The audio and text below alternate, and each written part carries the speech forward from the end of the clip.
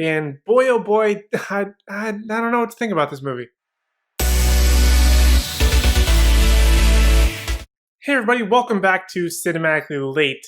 Feels like forever since I've done one of these. It's only been a week, but time flies and it's just so much crazy stuff happening. But welcome back, it's good to see you. Welcome to Cinematically Late, the series where we talk about movies that I may have missed for whatever reason. And today we are continuing, apparently, the Robert Pattinson trend from last week where I talked about The Lighthouse. And today we're talking about High Life. Now this is one that I found on Amazon Prime. It was one that I was kind of looking forward to. I didn't really know what to think of it since it's Robert Pattinson essentially in space. Something you don't really think of when you think Robert Pattinson, especially even if you think Robert Pattinson and Batman, which is actually going to be upcoming soon. You really don't associate the two. But nonetheless, I decided to give it a try. And boy, oh boy, I don't know what to think about this movie. Now, I'm not going to get too deep into the specifics as to certain aspects of the movie, the plot, the storylines, because I feel like there's certain things that are happening here.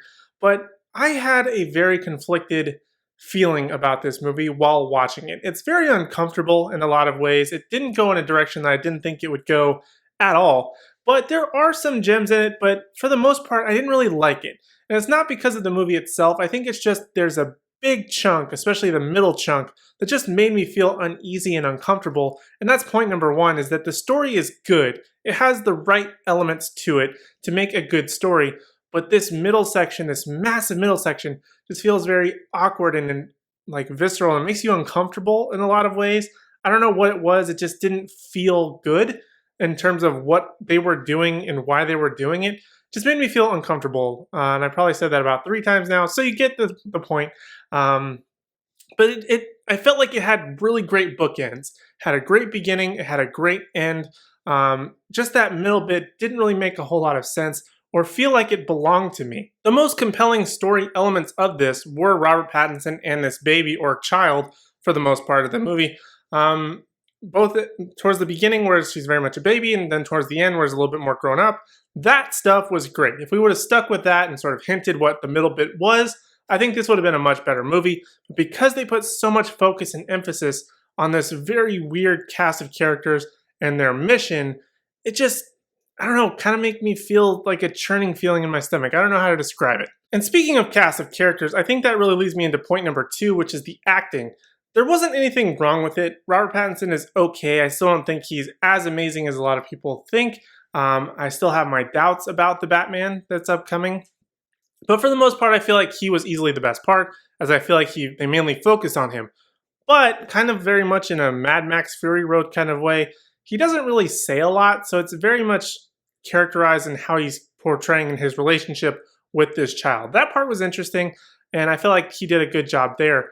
But he didn't really have much to act, I felt like. There was just sort of that quiet guy in the corner. I called him Mumbles McGee because most of the time I had the subtitles on because I had no idea what he was saying. But I think he did okay. The rest of the characters I felt like were just sort of all right. Andre Benjamin, Andre 3000 was in it.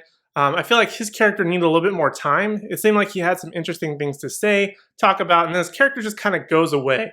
And they make a lot of interesting choices. I believe the director of this might be French. If I'm not wrong, I don't remember her name. I'll probably put it at the bottom somewhere because I forgot. But for the most part, the story, it's got the right beats and the acting is there. It's just that they completely disregarded it and decided to go with this weird offshoot brand talking about all these weird experiments in space that I didn't care about or want to learn about. And it just seems so visceral and raw in a lot of ways. I just didn't have a good time watching it. And then my third and last point, which I'm just going to leave it at 3, because I really didn't want to talk much more about this movie, to be quite honest with you. I didn't really have that great of a time with it, was the visuals. Visually, I thought it was very interesting. There were a lot of liberties taken in terms of space and what it appears to be. There was a lot of research done into black holes, which they do show, and they even call it a tiger's eye, which was very accurate. But the whole space suits thing, they felt very thin. And then they had this weird connection with gravity and how it still works, but even in outer space kind of thing. I felt like there were some liberties taken there, but visually it looked cool in terms of like the sleekness of things. It kind of made sense how certain aspects worked. Like they have like a little finger chip in their fingertip that they can use to sort of unlock the computer or report. I thought that was kind of cool.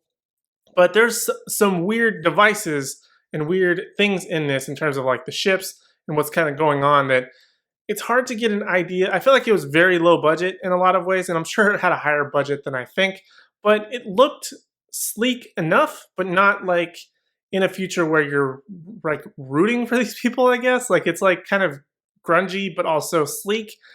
I don't know if that makes any sense, but I guess in my mind it does. But anyway, I felt like it was okay. It didn't really do it for me really at all. Again, those bookends were really what did it for me. Other than that, I could really care less about this movie. It just didn't have a good time, left me with a bad feeling. I didn't like it.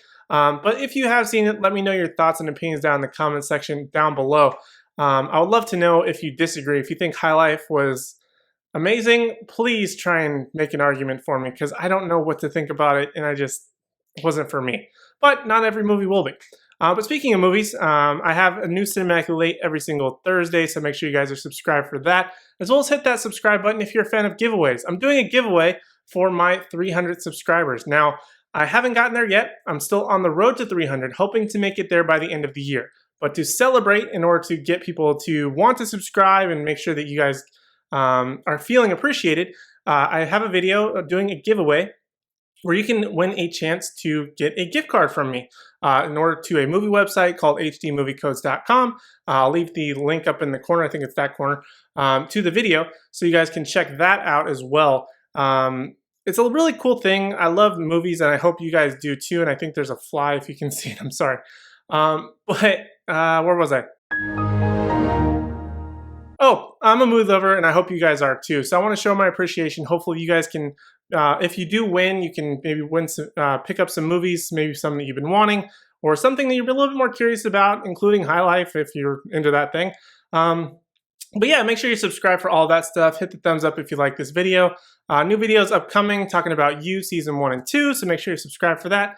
But really, other than that, that's all I have for High Life. Thank you guys so much for watching. I really do appreciate it, and I hope to see you in the next one.